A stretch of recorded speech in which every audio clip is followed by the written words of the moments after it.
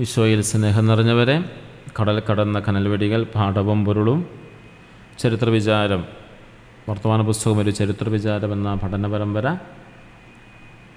സമാപനത്തിലേക്ക് നമ്മൾ എത്തിയിരിക്കുകയാണ്. വർത്തമാന പുസ്തകത്തിലെ അന്ത്യപാദങ്ങൾ എന്ന പേരിൽ കാണപ്പെടുന്ന ഭാഗമാണ് ഇന്ന് നമ്മൾ പഠന വിഷയമാക്കുക. പേജ് നമ്പർ 487 മുതൽ 490 വരെയുള്ള ഭാഗങ്ങളിലാണ്. തമ്പുരാൻ്റെ വലിയ കൃപയ്ക്കായി നമുക്ക് പ്രാർത്ഥിക്കാം.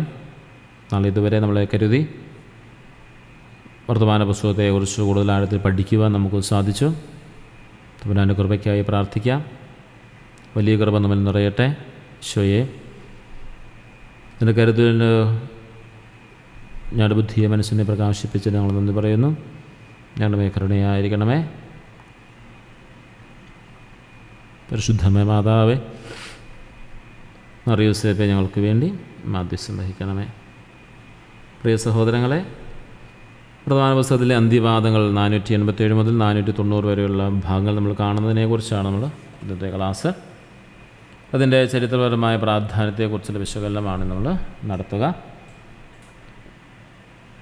ചരിത്രവും യാഥാർത്ഥ്യങ്ങളും. വർത്തമാന പുസ്തകം കേവലം ഒരു യാത്രാ വിവരണം മാത്രമല്ല, മലങ്കര നസ്രാണി സഭയുടെ സ്വാതന്ത്ര്യത്തിനു വേണ്ടിയുള്ള പോരാട്ടത്തിൻ്റെ തീക്ഷ്ണമായ ചരിത്രരേഖ കൂടിയാണ്.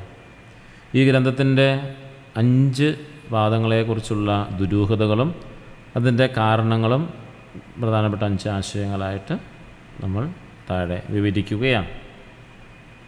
ഒന്നാമത്തെ ആശയം ഇതാണ്: കൃതി അപൂർണമാണെന്നും നുണക്കഥയെന്നും പറഞ്ഞ വ്യക്തികളുള്ള അതിൻ്റെ പൊളിച്ചെഴുത്താണ് നമ്മളിവിടെ കാണുക. വർത്തമാന പുസ്തകത്തിന് ലഭ്യമായ പ്രതികൾ 78-ാം പാദത്തോടെയാണ് അവസാനിക്കുന്നത്. എങ്കിലും കരിയാറ്റി മെത്രാപ്പൊലീത്തായുടെ പെട്ടെന്നുള്ള മരണത്തെ തുടർന്ന് മാനസികമായി തകർന്ന ഗവർണദോർ, അതായത് പാറേമാക്കൽ തോമ കത്തനാർ, ദുഃഖിതനായി കരഞ്ഞു നടക്കുക മാത്രമാണ് ചെയ്തതെന്നും അതിനാൽ പുസ്തകം പൂർത്തിയാക്കാൻ അദ്ദേഹത്തിന് കഴിഞ്ഞിട്ടില്ലെന്നുമുള്ള ഒരു വാദം ചിലർ ബോധപൂർവം പ്രചരിപ്പിച്ചു. എന്നാൽ ഈ വാദം തികച്ചും വ്യാജമാണെന്ന് കൃതി ആഴത്തിൽ വായിക്കുന്ന ആർക്കും മനസ്സിലാകും. കാരണം കരിയാറ്റിൽ പിതാവിൻ്റെ മരണശേഷം സഭയെ തളർത്താൻ വിദേശ പാതിരിമാർ ശ്രമിച്ചപ്പോൾ സഭയുടെ നായകസ്ഥാനം, അതായത് ഗവർണദോർ പദവി ഏറ്റെടുത്ത് 13 വർഷക്കാലം വർദ്ധിത വീര്യത്തോടെ മലങ്കര സഭയെ നയിച്ച ധീരനായകനാണ് പാറേമാക്കൽ. തൻ്റെ ജീവിതാവസാനം വരെ ഈ കൃതിയുടെ കയ്യെഴുത്ത് പ്രതി അദ്ദേഹം അമൂല്യമായി സൂക്ഷിച്ചിരുന്നു. അതിനാൽ ഗോവയിൽ വച്ചുണ്ടായ കരിയാറ്റി പിതാവിൻ്റെ മരണത്തിൻ്റെ ബാക്കി പത്രവും സഭയുടെ തുടർന്നുള്ള അവസ്ഥയും അടങ്ങുന്ന അന്ത്യപാദങ്ങൾ അദ്ദേഹം തീർച്ചയായും എഴുതി പൂർത്തിയാക്കിയിരിക്കുന്നു എന്നത് വ്യക്തമാണ്.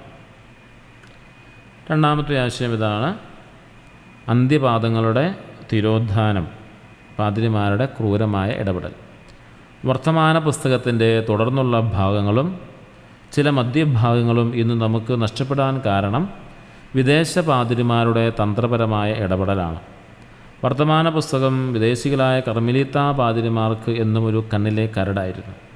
കാരണം വിദേശ ഭരണാധികാരി നസ്രാണികളോട് കാണിച്ച അനീതികളും ക്രൂരതകളും ഈ പുസ്തകത്തിൽ കൃത്യമായി തുറന്നു കാട്ടിയിരുന്നു.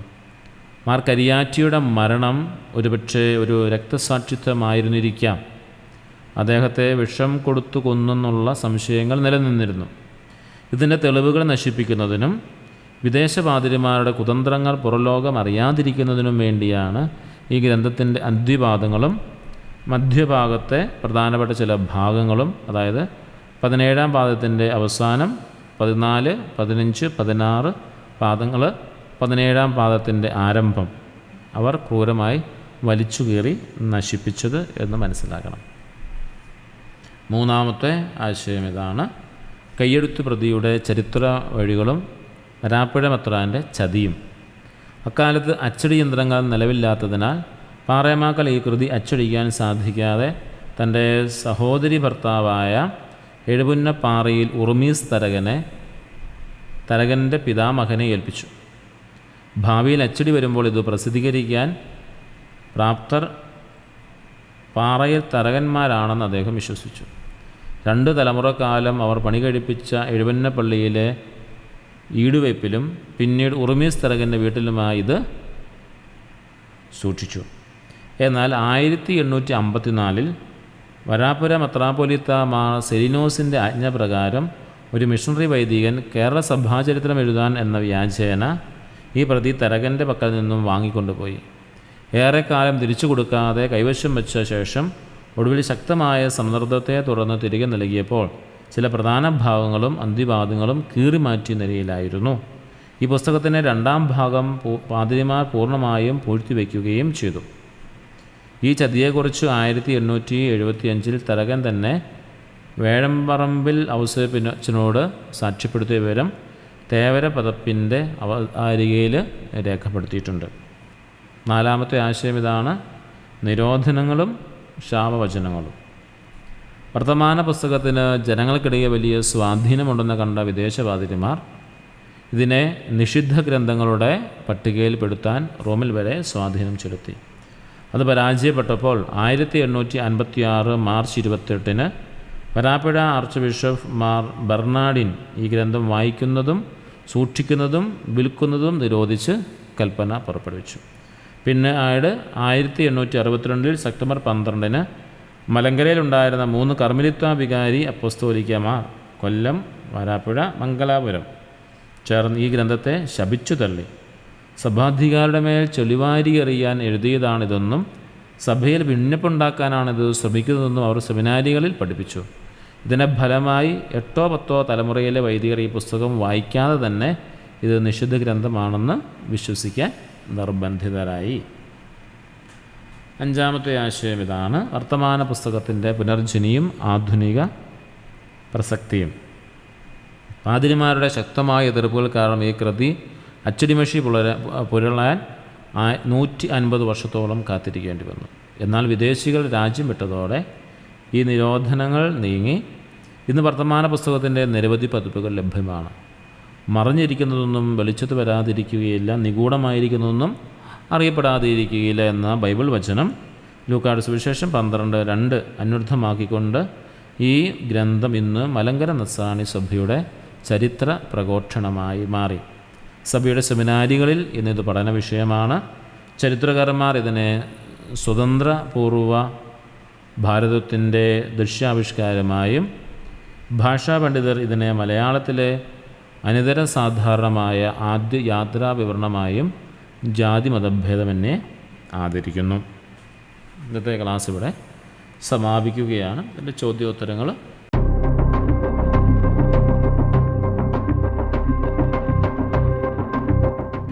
വർത്തമാന പുസ്തകത്തിൻ്റെ ലഭ്യമായ പ്രതികൾ എത്രാമത്തെ പാദത്തോടെയാണ് അവസാനിക്കുന്നത്?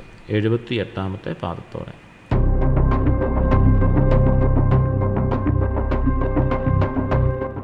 കരിയാറ്റി മെത്രാപ്പൊലീത്തയുടെ മരണശേഷം എത്ര വർഷക്കാലമാണ് പാറേമക തോമക്കത്തനാർ മലങ്കര നസ്രാണി സഭയെ ധീരമായി നയിച്ചത്? 13 വർഷക്കാലം.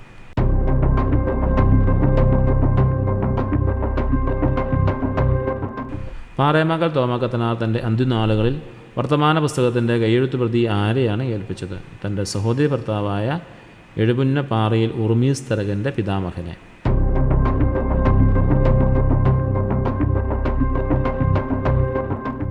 രണ്ട് തലമുറക്കാലം വർത്തമാന പുസ്തകത്തിൻ്റെ കയ്യെഴുത്ത് പ്രതിയെ സുരക്ഷിതമായി സൂക്ഷിച്ചിരുന്നത് എവിടെയായിരുന്നു? പാറയെ തരകമായി പണി കഴിപ്പിച്ച എഴുപുന്നപ്പള്ളിയുടെ ഈടുവയ്പ്പിൽ.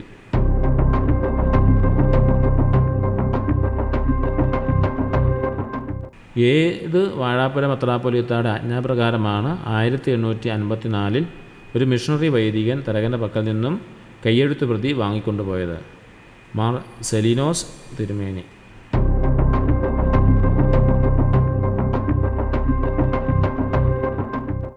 മിഷണറിമാർ വർത്തമാന പുസ്തകം കൊണ്ടുപോയി തിരിച്ചേൽപ്പിച്ചപ്പോൾ ഏതെല്ലാം പാദങ്ങളാണ് പൂർണ്ണമായും ഭാഗികമായും കീറി മാറ്റപ്പെട്ടിരുന്നത്? 13ാം പാദത്തിൻ്റെ അവസാന ഭാഗം, 14, 15, 16 പാദങ്ങൾ, 17ാം പാദത്തിൻ്റെ ആദ്യ ഭാഗം, 78ാം പാദം കഴിഞ്ഞുള്ള ഒടുവിലത്തെ പാദങ്ങൾ എന്നിവ.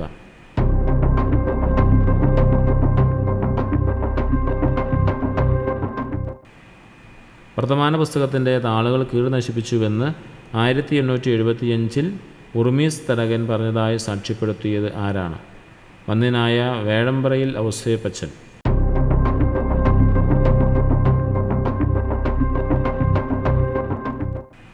വർത്തമാന പുസ്തകം വാങ്ങുകയോ വായിക്കുകയോ പ്രചരിപ്പിക്കുകയോ അച്ചടിക്കുകയോ ചെയ്യരുത് എന്ന് 1856 മാർച്ച് 28 കൽപ്പന പുറപ്പെടുവിച്ച വരാപ്പുഴ ആർച്ച് ബിഷപ്പ് ആര്? മാർ ബെർണാഡിൻ.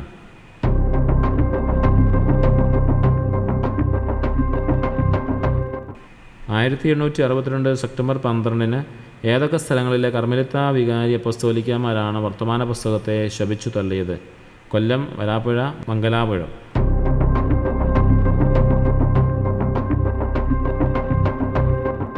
പാതിരിമാരുടെ ശക്തമായ എതിർപ്പ് മൂലം വർത്തമാന പുസ്തകം അച്ചടിമഷി പുരളാൻ എത്ര വർഷത്തോളം കാത്തിരിക്കേണ്ടി വന്നു? 150 വർഷത്തോളം.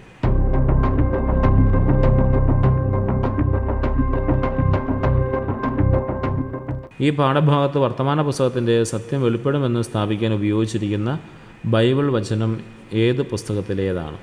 ലൂക്കായുടെ സുവിശേഷം 12-ാം അധ്യായം 2-ാം വാക്യം.